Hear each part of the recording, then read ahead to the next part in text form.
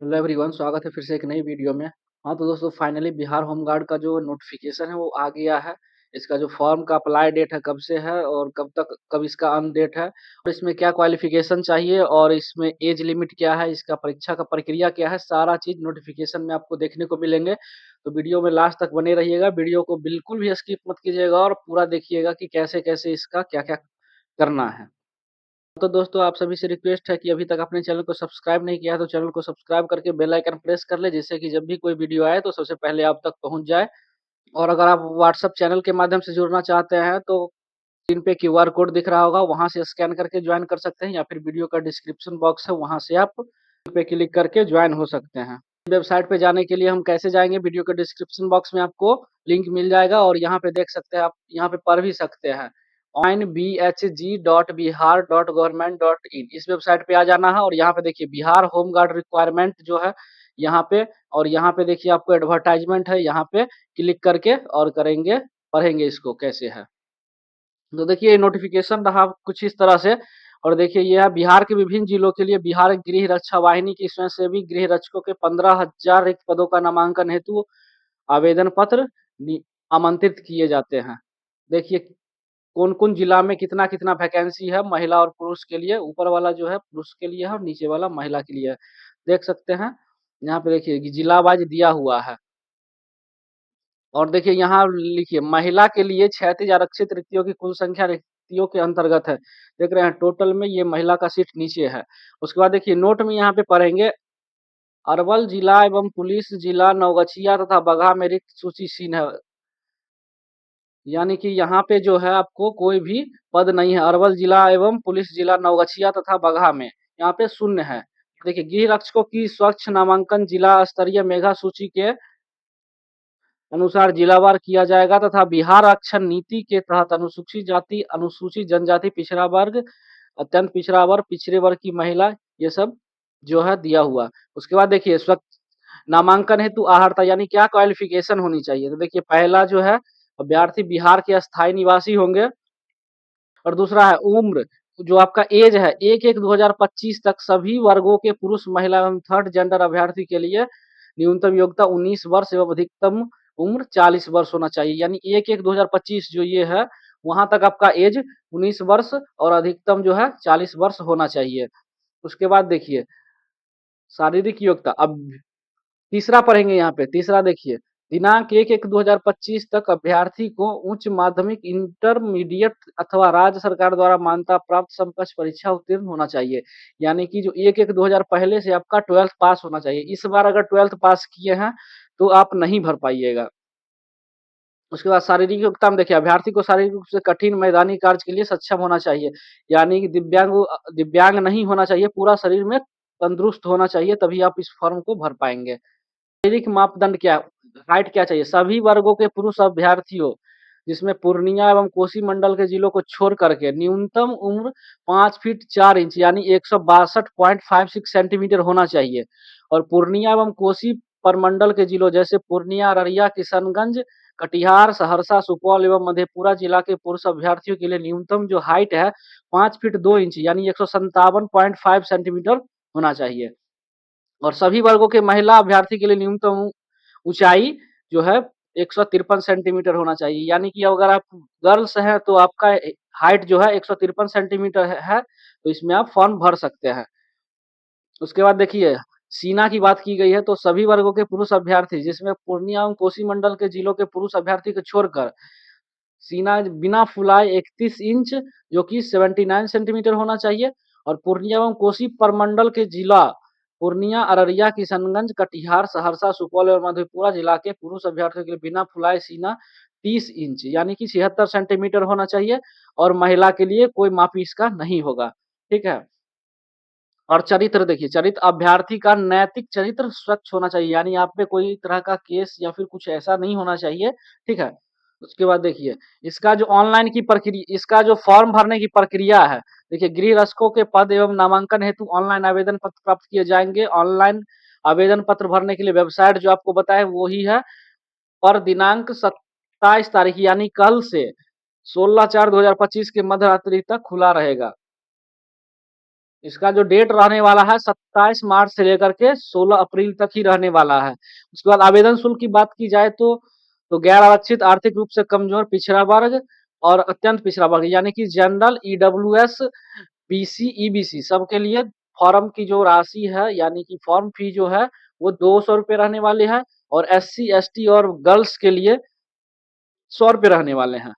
उसके बाद देखिए यहाँ पे गृह रक्षकों के चयनित संबंधित जिला के जिला पदाधिकारी के अध्यक्षता में गठित जिला गृह रक्षक चयन समिति द्वारा किया जाएगा। चयन समिति के रूप में मत होगा, जैसे जिला पदाधिकारी जो होंगे वो अध्यक्ष रहेंगे यानी डीएम अध्यक्ष रहेंगे, पुलिस अधीक्षक यानी एसपी जो है वो सदस्य रहेंगे, जिला समदेष्टा या गृह रक्षा वाहिनी ये जो है सदस्य सचिव रहेंगे, जिला कल्याण पदाधिकारी ये सदस्य रहेंगे। तो इनके द्वारा चयन प्रक्रिया का काम किया जाएगा। के बाद देखिए नामांकन की प्रक्रिया जो है कैसे होगा। अभ्यर्थी जिस जिले की अस्थायी निवासी है एकमात्र उस जिले के लिए आवेदन भर सकते हैं। यदि कोई अभ्यर्थी एक से अधिक जिला में आवेदन पत्र भरते हैं तो ऐसी स्थिति में उसका आवेदन रद्द किया जाएगा। यानी कहने का मतलब है कि आपका घर जिस जिले में है वहीं से आप सिर्फ फॉर्म भर पाएंगे। आप चाहते हैं कि हम समस्तीपुर से है, पटना से भर दें या फिर जहां से भी भर दें या फिर कहीं से भी भर दें, तो ऐसा नहीं होने वाला है। आप जहाँ के निवासी हैं, जहाँ आपका आवासीय प्रमाण पत्र बना हुआ है, वहीं से आप फॉर्म को फिलअप कर पाएंगे। उसके बाद देखिए अभ्यर्थियों को ऑनलाइन आवेदन पत्र में अस्थायी निवास प्रमाण पत्र यानी कि आवासीय जिसको बोलते हैं वो, जन्म तिथि से संबंधित मैट्रिक समकक्ष प्रमाण पत्र यानी कि 10वीं का मार्कशीट, इंटरमीडिएट अथवा समकक्ष परीक्षा उत्तीर्णता प्रमाण पत्र, इंटरमीडिएट +2 अथवा समकक्ष परीक्षा अंक प्रमाण पत्र, आरक्षण के दावे हेतु जाति प्रमाण पत्र एवं आर्थिक रूप से कमजोर वर्ग के लिए प्रमाण पत्र की प्रति आवेदन का साथ संलग्न करना होगा। जो एससी एसटी है उनके लिए जाति प्रमाण पत्र, जो ईडब्ल्यूएस है यानी जनरल जो लोग हैं और ईडब्ल्यूएस हैं तो उनके लिए ईडब्ल्यूएस प्रमाण पत्र, पिछड़ा वर्ग एवं अत्यंत पिछड़ा वर्ग का दावा करने वाले अभ्यर्थी को क्रीमलेयर रहित प्रमाण पत्र की ओबीसी और ईबीसी जो भी हैं उनको एनसीएल प्रमाण पत्र देना अनिवार्य होगा, वो भी बिहार सरकार वाला। बिहार सरकार वाला एनसीएल कैसे बनता है वो हमने अपने चैनल पे डाला हुआ है, आपको डिस्क्रिप्शन बॉक्स में भी उसका लिंक मिल जाएगा, तो आप वहां से देख करके आप अप्लाई कर सकते हैं। उसके बाद आरक्षण कोटि को विवाहित महिलाओं को संदर्भ में पिता के जाति के अनुसार समर्पित जाति प्रमाण पत्र ही मान्य होगा। यानी कि अगर आप लड़की हैं, आपका विवाह हो चुका है तो आपका जहां विवाह हुआ है वहां का जाति प्रमाण पत्र नहीं बल्कि आपके पिता के घर के अनुसार आपका जाति प्रमाण पत्र मान्य होगा। उसके बाद देखिए शारीरिक योग्यता क्या होगी। शारीरिक योग्यता दक्षता परीक्षा जिला स्तर के आयोजित की जाएगी जो कुल 15 अंकों की होगी। देखिए उसके लिए क्या होगा, शारीरिक योग्यता दक्षता परीक्षा क्रमबद्ध होगी जो निम्न है। देखिए पहले जो है अभ्यर्थी को बायोमेट्रिक रजिस्ट्रेशन एवं सत्यापन के उपरांत सर्वप्रथम दौर होगा। यानी आपका जो पहले होने वाला है पहले दौर होगा। अगर आप दौर को पूरा कर लेते हैं, ठीक, अगर दौर में आप पास कर जाते हैं तो आपको ऊंचाई एवं सीने की माप होगी, और अगर इसमें भी पास कर जाते हैं तो आपको ऊंची कूद, लंबी कूद एवं गोला फेंक सभी प्रतिस्पर्धाओं के अलग अलग अधिकतम 5 अंक होंगे। प्रत्येक अभ्यर्थी के ऊंची कूद, लंबी कूद एवं गोला फेंक तीनों प्रतिस्पर्धाओं में अधिकतम 3 मौका दिया जाएगा। तो आप यहाँ पे देख सकते हैं ये आपको ऊंची कूद में 5 अंक का होगा, उसके बाद लंबी कूद 5 अंक का होगा और गोला फेंक जो है वो 5 अंक का होगा। और ये पहले दौर पास कीजिएगा, उसके बाद हाइट पास कीजिएगा, उसके बाद ही आपका ये टेस्ट होगा। ठीक है, यदि कोई अभ्यर्थी शारीरिक परीक्षा को निर्धारित तिथि पर समय पर उपस्थित नहीं होंगे तो उसके दूसरी तिथि को मौका नहीं दिया जाएगा। यानी कि आपका जो निर्धारित डेट है, जिस डेट में भी आपका एग्जाम होने वाला है, तो उस दिन आपको वहां पे पहुंचना है। अगर आप नहीं पहुंचते हैं तो आपको उपस्थित होने के लिए दोबारा मौका नहीं दिया जाएगा, यानी असफल आप हो जाएंगे। उसके बाद देखिए थोड़ा नीचे आ जाते हैं। यहाँ देखिए पुरुष एवं महिला अभ्यर्थी के लिए दौड़, ऊंची कूद, गोला फेंक के मापदंड एवं अंक का प्रावधान निम्नवत होंगे। जैसे देखिए 1 मील यानी कि 1600 मीटर का जो दौड़ होगा उसके लिए समय सीमा है 6 मिनट। 6 मिनट के अंदर आपको 1600 मीटर का दौड़ करना है, ये पुरुष के लिए है। 6 मिनट से अधिक समय लेने वाले अभ्यर्थी को असफल घोषित किया जाएगा। यानी 6 मिनट से अगर आपको 1 सेकेंड भी ज्यादा लगता है तो आप उसमें पास नहीं हो पाइएगा। उसके बाद देखिए यही महिला के लिए है। महिला के लिए 800 मीटर का दौड़ होगा और 5 मिनट के अंदर पूरी करनी होगी। यानी कि दौड़ जो है इसमें यहाँ 1600 है और यहाँ पे महिला के लिए सिर्फ 800 मीटर है और 5 मिनट के अंदर करना है। अगर 5 मिनट से अगर थोड़ा सा भी 1 सेकंड भी अगर मिस होता है तो आप असफल घोषित कर दिए जाएंगे। उसके बाद ऊंची कूद में आप देख सकते हैं, अगर आप 4 फीट से कम कूदते हैं तो आपको 0 अंक इसमें मिलेगा। 4 फीट अगर कूदते हैं तो 1 अंक मिलेगा। उसके बाद 4 फीट 3 इंच अगर कूदते हैं तो 2 अंक। इस प्रकार से आप देख सकते हैं, अगर आप 5 फीट कूदते हैं तो आपको 5 अंक मिलेगा। उसी प्रकार देखिए लड़की में जो है उसमें 3 फीट से अगर कम कूदते हैं तो 0 अंक है, 3 फीट कूदते हैं तो 1 अंक है, 3 फीट 3 इंच कूदते हैं तो 2 अंक है, 3 फीट 6 इंच कूदते हैं तो 3 अंक है और अगर 3 फीट 9 इंच तो 4 अंक और 4 फीट अगर कूद जाते हैं तो 5 अंक आपको मिलेंगे। उसी प्रकार से देख लेते हैं पुरुष में लंबी कूद क्या है। लंबी कूद में 12 फीट तक अगर कूदते हैं तो 0 है, 12 फीट से और 13 फीट के बीच कूदते हैं तो 1 अंक है, 13 फीट से 14 फीट कूदते हैं तो 2 अंक है। इस प्रकार से अगर 16 फीट से आप अगर अधिक कूद जाते हैं तो आपको 5 अंक मिलेगा। इसी प्रकार से लड़की में भी आप देख सकते हैं, इसी प्रकार से अगर 9 फीट तक कूदते हैं तो 0 अंक है और हाईएस्ट जो 13 फीट से अधिक कूदते हैं तो आपको 5 अंक मिलेगा। उसी प्रकार गोला फेंक में अगर 16 फीट तक आप गोला फेंकते हैं, जो कि लड़का के लिए गोला फेंक में जो पाउंड है वो 16 पाउंड का होने वाला है और लड़की के लिए है जो मात्र 12 पाउंड का होने वाला है। तो 16 फीट तक अगर गोला फेंकते हैं तो 0 अंक और अधिकतम 20 फीट से अधिक अगर आप फेंक देते हैं तो आपको 5 अंक दिया जाएगा। उसी प्रकार लड़की में अगर 10 फीट तक अगर कूदते हैं फेंकते हैं सॉरी अगर लड़की में 10 फीट तक फेंकते हैं तो आपको 0 अंक और 14 फीट से अधिक फेंक देते हैं तो 5 अंक। उसके बाद देखिए ये सारा प्रक्रिया में अगर आप पास हो जाते हैं तो आपको मेडिकल के लिए बुलाया जाएगा। मेडिकल के लिए देख सकते हैं शारीरिक योग्यता दक्षता परीक्षा में उत्तीर्ण अभ्यर्थी को चिकित्सक परीक्षण किया जाएगा। आंख, कलर ब्लाइंडनेस, श्रवण शक्ति यानी सुनने की क्षमता, फ्लैट फुट, फ्रूट, नॉकिंग नी यानी ये सब चीज को आपको पास करना होगा।